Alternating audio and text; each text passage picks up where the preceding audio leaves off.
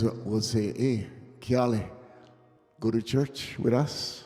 He said, church? What is that? Church. He says, that's where you go and you talk to God, you worship God. And then you say, God, who's God? And then he would go fishing instead, So this one fateful day, he was a hunter too. He was chasing this mountain goat up the steep cliff by this waterfall. Its name, Vaialoha was the name of the waterfall, or the waters of love. He chased this goat for 1 hour. And each time he get up close to that goat, the goat would go up higher. And then another hour goes by. And he sees that goat. He says, I got it now. So he goes up there in this mist, and it's gone. Like, it just disappears. And he's so tired, he can't get down from that waterfall. So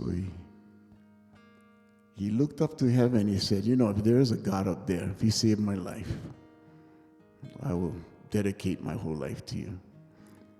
And with that, he jumped off that waterfall, hundreds of feet up. And he broke his fall by hitting this little pandanus plant that was sticking out. When he got up, his dog was licking his face. He got up, checked his body, he was okay. And from that day on, he put his family in a canoe and they paddled across the channel from Kauai to Niihau. And that's where he built the first church over there. He wrote this song, Uamau, the perpetuation of faith and love. It's a family song. It talks about bringing family together, just like this, and talking about peace, showing respect and love and kindness. This song is a family song. I'll sing it for you.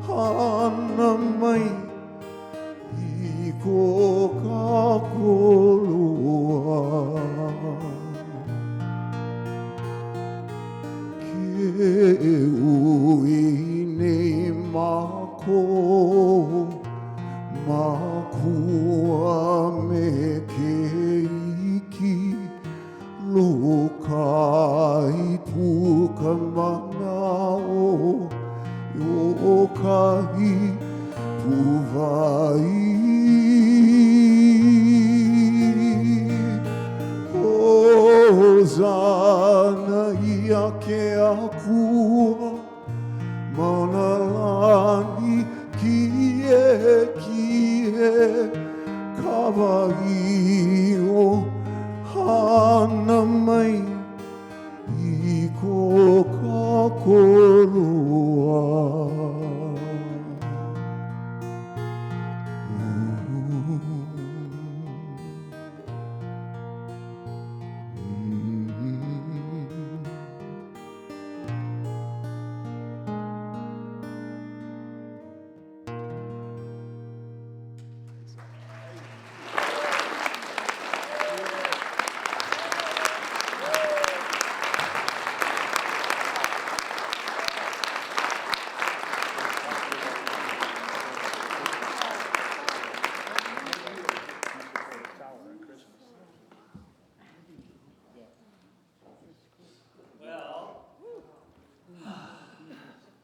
Thank you, Brother Bill.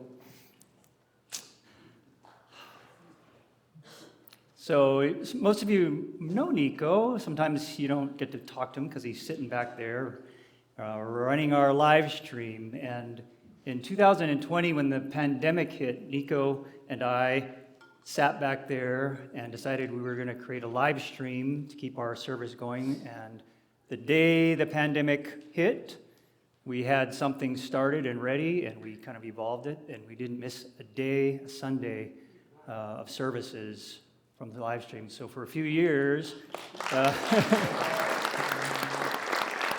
and he just kind of stayed back there on our live stream computer, and he's been part of this community and part of the services. And I thought about it, and I said, there's probably not a single person who's actually seen as many services as Nikko, because he's here running that every single week, soaking those messages in, soaking in the wisdom.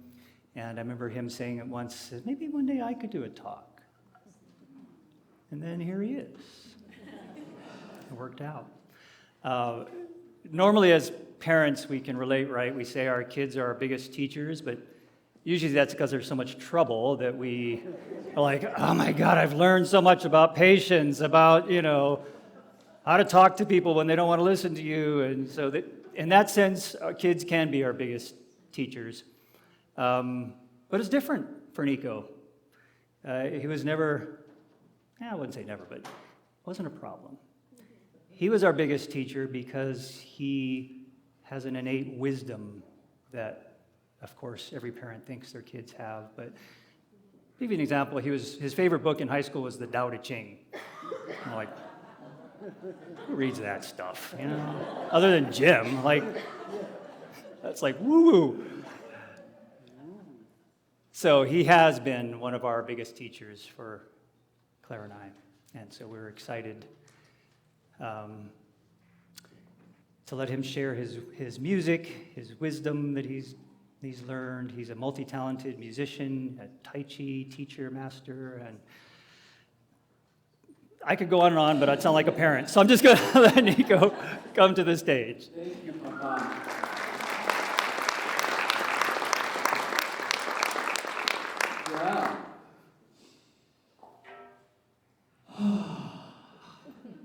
I'm so happy to be here with you guys today. And thank you, Bill. It's a powerful, powerful song. And it's hard for me not to come up with tears streaming down my face. But I'm just so happy to be here with this community that's supported me in so many ways and be able to share with you guys, everybody here. I want to talk, first off, I'm going to be playing a few pictures, slides from my recent trek in the Andes just to kind of set the stage, to create a little ambience in the background. But I want to talk about a phrase, a Hawaiian phrase, ua mau ke ea o ka aina I ka pono. And I remember the first time that I heard this phrase. I must have been 7 or 8 years old, playing on the white sandy beach of Lanikai, where my parents grew up. Rolling, jumping in the waves, getting sand all over my body, on my cheeks, everywhere. And then diving back into the ocean to just wash it all off again, and doing that over and over and over again. When all of a sudden, I was hanging out with my family, and in a sort of sing-songy way, I heard my dad say, "Ua mau ke ea o ka aina I ka pono." I always remember him doing sort of a silly dance and bobbing his head like a chicken when he was saying it. That probably explains a lot about myself. But something about that phrase struck me when he said it. I don't know why, or I didn't know at the time when I was 7 or 8, but I've come to realize that this is something that I was meant to carry with me my entire life. I had to ask him, "Dad, what does this phrase mean? How do I say it like you?" And he said, it means the life of the land is perpetuated in righteousness. I learned it growing up. They taught it to us in school. And I remember thinking, what? Righteousness? That sounds so cool. And he ended up having to tell me over and over and over so I could eventually repeat it back like he does. And ever since that moment, this phrase has never left my side. No matter where I've been, how long it's been since I've said it, I can remember it off the top of my head. And sometimes it just will randomly come back to me. It's become a sort of prayer, a prayer that I carry with me at all times. I remember one time walking around, I think it was in Kauai, and going into a t-shirt shop and seeing a t-shirt with this phrase, "Ua mau ke eo ka aina I ka pono," and a big chicken head on top of it. And I had to get that shirt. I got it. It's still in my closet somewhere, probably way too small for me at this point. But I remember realizing at that moment that this phrase was something bigger. It was more than just something my parents said from the legends and stories of them growing up on the islands. It was something that people shared and wanted to share with others. Now, I want to break down the translation a little bit for you guys. Ua mau ke ea o ka aina I ka pono. The life, which can also mean the breath, the sovereignty, important in Hawaiian culture and independence, of the land is perpetuated, it continues, is preserved in pono, which many of you may have heard in the practice of ho'oponopono, which is a practice of forgiveness, and it can be often translated as righteousness, harmony, justice, equality, balance. It's an incredibly powerful word that has many meanings. So let me tell you that translation again. The life of the land is perpetuated in righteousness. Sit with that for a bit.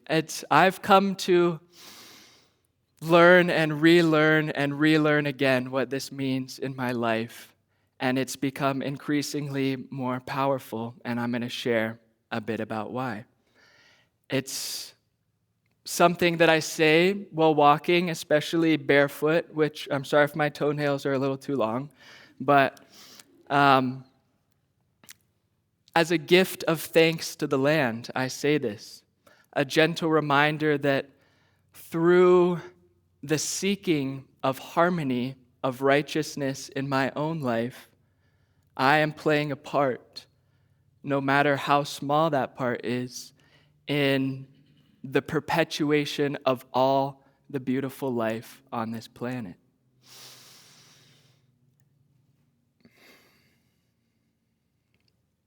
And I think that I will continue to discover this even more deeply through the rest of my life and continue to redefine this understanding and how it means, how it feels to me.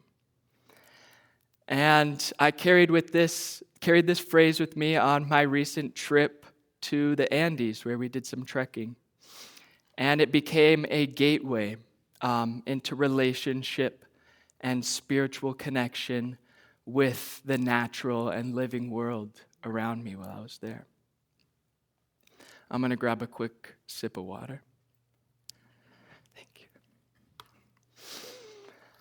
So, many of you may have read the book Braiding Sweetgrass. Show of hands if you've read it. A lot of you. I know. Robin Wall Kimmerer, the author, is incredible, brilliant woman who has a lot of light and beautiful ideas to share with the world. I had the opportunity to hear her speak at Bend High a few years back, and it was just incredibly moving.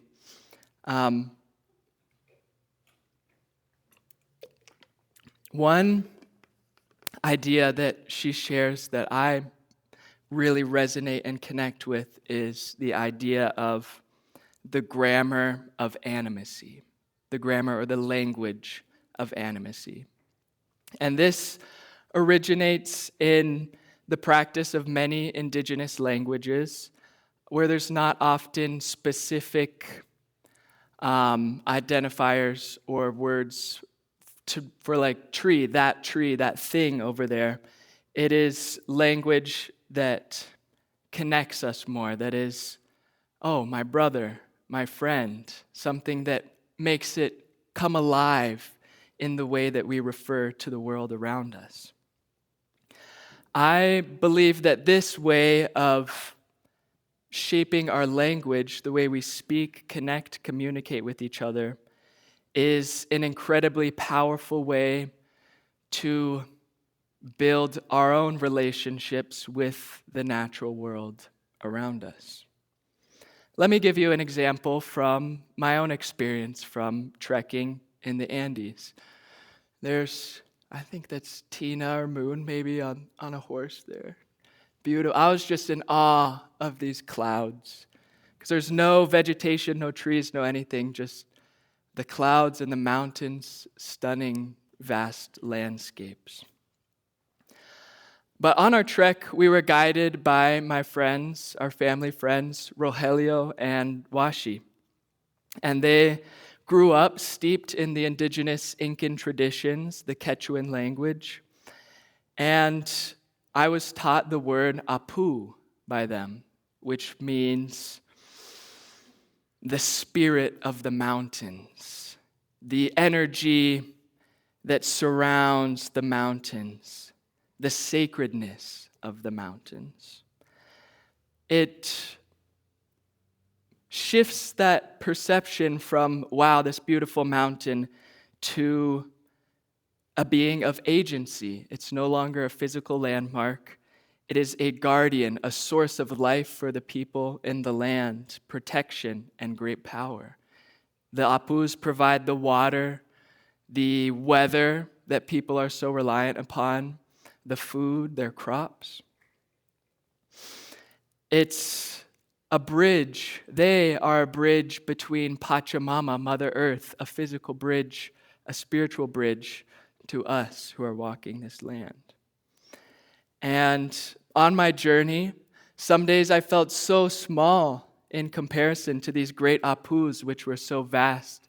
They expanded so much, and the weather would change, and I couldn't go into my house with air conditioning and close the doors, block out the rain. I had to hike, trek through whatever apu brought me. And in this relationship, I began to enter into conversation with these apus. One day I could look up and say, wow, thank you, apu, for this beautiful sun that warms my skin, for the fresh air that fills my lungs and gives me strength to continue climbing, to keep taking one step after another. What beautiful flowers dance across your hills and just bring me joy to look at. How nourishing, how rich your waters are. And in this conversation, our relationship began to grow. And as all relationships do, we met challenges too. There were some days that I woke up and I thought, Apu, I can't believe it. Your winds are so cold, they're chilling my bones. No matter how many jackets I put on, I just can't warm up. I'm freezing. The ground is hard and sharp. Beneath my feet, it hurts to walk. Your waters are murky. I don't want to drink them. This sucks. Come on, Apu. That shaking your fist at God kind of thing. But as we were in a relationship, Apu would reply and say, today my winds are strong and cold. Can't you feel my power? The power of life itself. These sharp rocks I have formed over millions and millions of years. Aren't they incredible? And yet still, you choose to walk on them. Like, come on. I honor your courage. And tomorrow, I will bring you another beautiful day to bask in my sunlight. Today, I will see how you grow and persevere through my challenges, as I too have learned to be patient and acknowledge my own power, as well as the power of those around me. And as you can see here, how this shift in how I learn to relate to the world, to the apus, instead of I'm hiking in the mountains, I'm entering in a relationship where I can learn and grow alongside them. Where I could listen to the voices of the people all around me, not only the human people. Where I could live more deeply in Pono, in this sense of harmony with the land. There's me with Apu Salkantai, the wild mountain that watched over much of our journey. And first time I came over a pass and looked at Apu Salkantai, I fell on my knees in tears, just in awe of how incredible. Another practice that allows me to enter deeper into these relationships is ritual. And this is something that can be different for everybody. I encourage you to find your own practice, discover what works for you. There are so many ways of connecting and building your own relationships. As all relationships are, it's very unique to you and who you're choosing to connect with. Some of the key characteristics of the kind of ritual I'm talking about are, one, they are done with intention. Two, the intentional space that you create in this ritual is different from your ordinary activity. It's something that you choose to separate from that. And three, this is something you can repeat and establish as a sort of gateway into that world of connection, of intentional space, where you can connect with the parts that make your spirit come alive and make the world come alive. One of my personal rituals is the act of playing music. I brought my flute with me to Peru in the mountains, and I had seen one of our guides, Washi, so often on our trips, bring his flute out and start playing a song, no matter where we are, the middle of a town square, out in the terraces or in a beautiful, profoundly spiritual place, he would just play the flute. And that had inspired me to create this ritual in my life on the trip and see what doing that, how that might change my experience of being and experiencing this place. So when we reach the top of a hill after a long, arduous hike and we're able to take some rest, I would get out my flute, look to the apus, and play. The song was never the same. It was always changing, but the intention of my ritual to share gratitude, to share appreciation for the beauty, the air, the water we are drinking. A desire to create a space where I can offer something back to the land that has offered me so much. A prayer to the apus, to Pachamama itself. And through this music, in this ritual, I could say, Apu, Pachamama, here I am. This is the sacred voice that I have been given. And I wish to share it with you in this moment.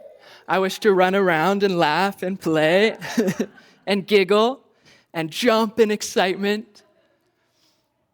And that's how I feel right now, and I just want to share that with you. I may not have the words for it, but this is a way that I can give that to you. And in this ritual, I was able to reinforce these connections, these relationships that I had been establishing. And as I'm sure many of you have experienced in your own practice, it can be incredibly easy to fall back into a normal routine after having a profound spiritual experience somewhere. And you forget to create that space. And in the practice of having rituals like this for yourself, you create an open door which allows you to re-enter into that space and remember to honor these relationships you have and foster that sense of harmony, of balance with the world around you.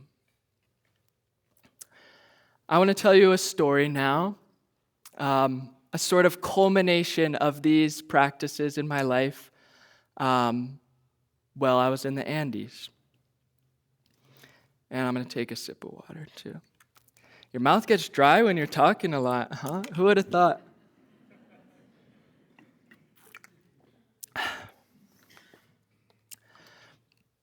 So the story begins actually after we had finished all of our hard trekking and stuff. We came down to the valley, reached some semblance of civilization, had toilets to sit on again, a little bit of electricity. And we had taken this bus to the ruins of Vilcabamba, a beautiful, beautiful ancient city of the Incan people. And it was this long, super bumpy gravel dirt road down this valley. And this road had just had a heavy season of floods and washing out. There were so many landslides, so much construction on this road that we were weaving our way through. And we traveled up this road and got to the town at the base of Vilcabamba, and it was closed. There was construction throughout the whole town, and they said, nope, you're not getting through, we're blocking this off, no entry allowed. And we said, so do we just drive 3.5 hours back up this super bumpy dirt road where we came, not seeing these washi had been telling us how beautiful, how amazing, how incredible this place was? And so we sat there in this moment of impossibility of what could happen next. And then suddenly, one of our guides lets us know that his friend from college that he went to school with was actually the manager of this specific construction site. And she had given us the okay to just drive through all these construction vehicles, and they'd open it up, the hot asphalt, and we could go through. And we're like, what the? Okay, let's go. Through some divine order, I don't know what you want to call it, serendipity, the will of Pachamama for us to have this moment, we made it through. Just super giddy, laughing. I know we all remember that feeling in the bus. And we got to the base of the ruins, to a parking lot with nobody else there. And we began our adventure up into the hills, the sacred valley of Vilcabamba. And I was barefoot, again, as I'd been for most of the trip at this point, walking on the earth, and I had my flute ready to play some music. And we got up to the main kind of city section of Vilcabamba, and I knew I wanted to play something, wanted to connect in some way, but this place this specific area felt, it was beautiful, and we were appreciating that beauty, but something felt a little off. It had a lot of history of war, and that was challenging. And so I didn't really connect there. A lot of us didn't. But we continued our journey around. The sun was setting, and by this point, it was completely dark. We had reached the last little area that we were going to explore. And a few of us had our headlamps, so we turned those on and walked down this path, these beautiful terraces cascading down in the cradle of this valley.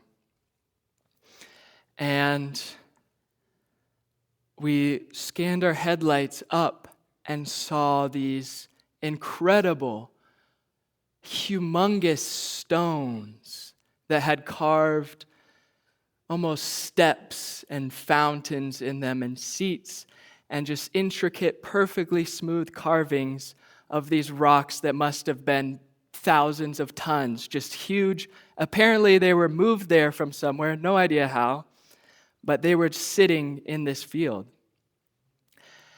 And it was something clicked in that moment that was, this is why we came here to Vilcabamba. This is why we were allowed to pass through and be able to receive and revere these places. And our guides, Washi and Rogelio, invited us into a moment of ceremony where we laid down on these huge, beautiful rocks, feeling their groundedness, their energy below us.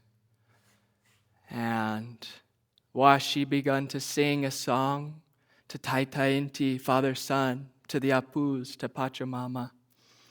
And Rogelio was playing flute. And I felt called to sit up, to look around. And I looked to the hills beside me, and I saw twinkling of lights. And at first I rubbed my eyes, like, am I really seeing that? What is going on? And then I knew, oh wait, I've seen those, that's fireflies. And I said, but I feel that's more than just fireflies right now. It is, I know in this moment that is the Apus. That's Pachamama looking out into my eyes and saying, hello, I am here. I see you. And I revere you. I honor you as you have come to honor and treat this place as the sacred place we know it to be. I see you as you have chosen to see me here.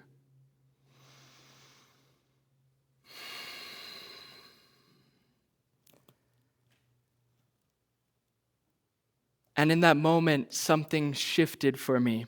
I had been learning these words like Apu, like Pachamama, and those words became more than just the names.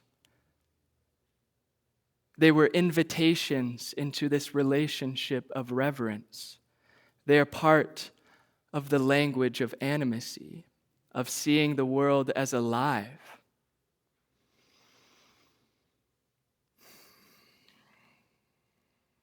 Now, the theme of this month at Unity is light. And I see these practices that I'm sharing with you that I have taken in my own life as an illumination of a world that is already around us all the time. A brilliant world that we are truly a part of and always connected to.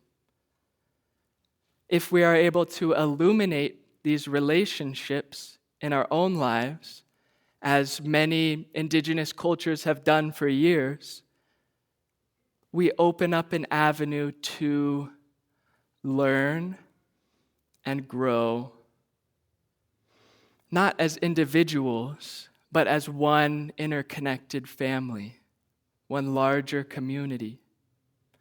And in this way, in this connection, this understanding, we can foster that sense of pono, of harmony and righteousness. And through this, we perpetuate our own lives. We enrich our lives, as well as the life of the land itself.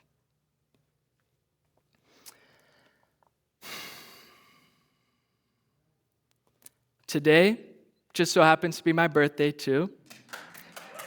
Thanks for being here with me. It's wonderful to do this. And my name Nikko means first light in Japanese. And in honor, it's going to be hard for me to do this without crying, but in honor of my grandmother, the culture and traditions of my family, and as a gentle reminder for all of you that how we relate to the world and how we choose to share that with others in turn shapes the futures of our children and the future of our planet itself. So I'd like to share a letter my grandma wrote me on the day I was born.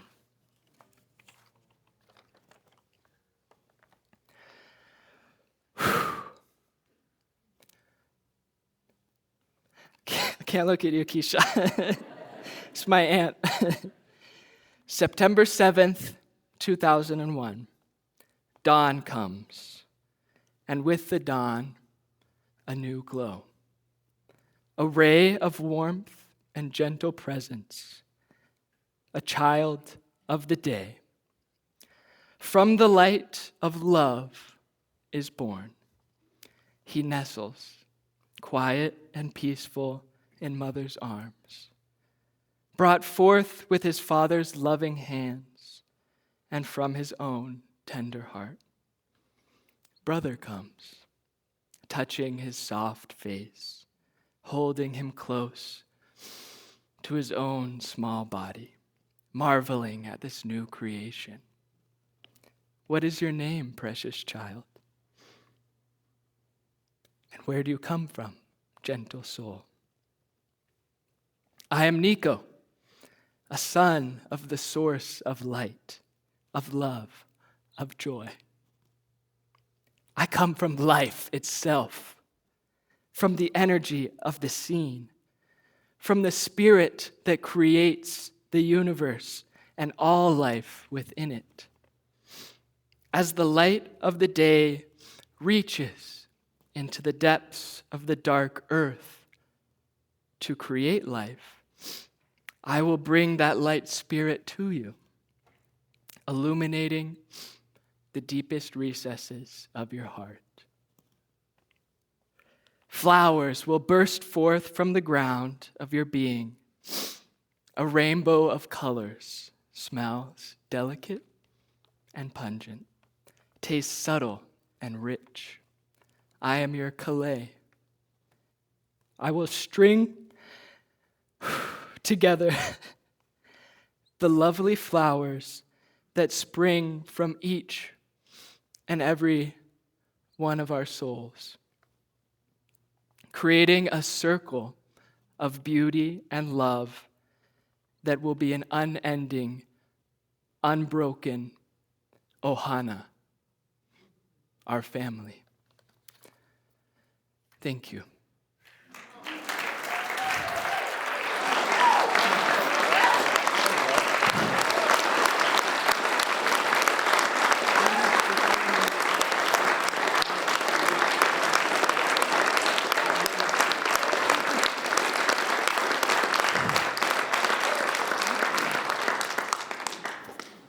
You might want to mute my mic, Aaron.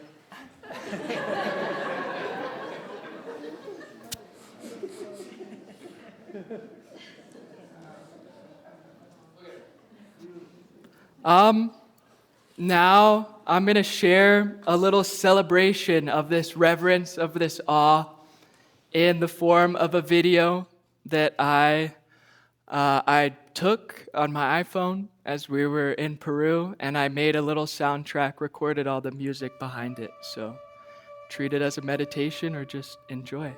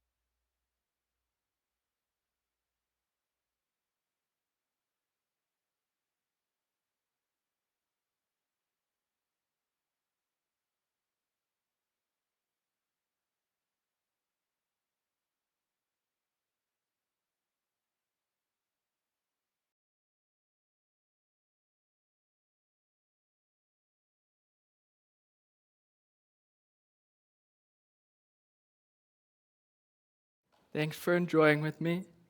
Had a lot of fun making that. Bonus points if you heard the jaw harp that I was playing, the boing, boing, boing, boing. I brought that on my trip and played it all the time. We know.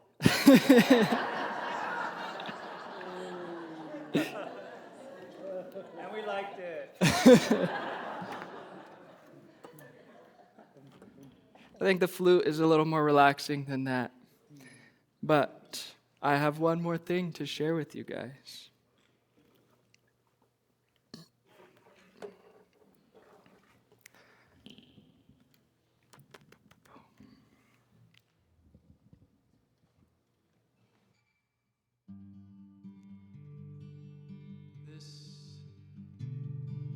This is a song that I wrote about my hometown, about this big, beautiful grandmother tree right down the road from where I grew up, the house I grew up in. There's a part that I think you guys will want to join me in, so feel free to if you want. It's called Ancient Grove. Down by the old pine, I sit and watch the river in a pine needle bed. In your trunk to rest my head, I watch years go by, and together we've grown older as the moon rises high and the coyotes cry. So do I. So do I. I've got a longing for freedom and a longing for home. Oh, how long it's been since I stumbled upon this ancient grove. This ancient grove, where the river runs through the canyons and the hawks catch the wind. Mountains stand a-watching with their blankets made of wool. Caught a glimpse of morning, the frost began to thin. Called out to the chickadees, they called right back to me. Yes, they did. Yes, they did. The sun will warm those weary bones. Then the snow turns it all to silence again. I know I could still roll around in the mud like a kid. All the times that I ran to you, fell in love with a girl, yeah, my life's been a whirlwind. Got a new job, gotta tell you where I've been. But I know that you've been here all along. I've walked a couple miles with you, won't you take me by the hand to the place where I'm closer to you. I've got a longing for freedom and a longing for home. Oh, how long it's been since I'd stumbled upon this ancient grove. I've watched years go by, and together we've grown older. As the moon rises high and the coyotes cry, so do I.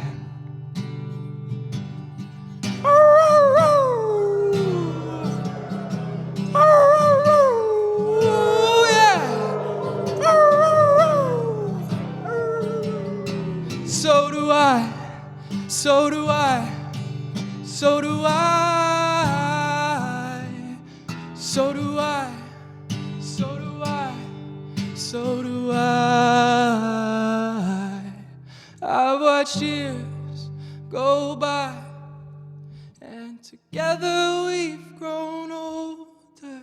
As the moon rises high and the coyotes cry, so do I.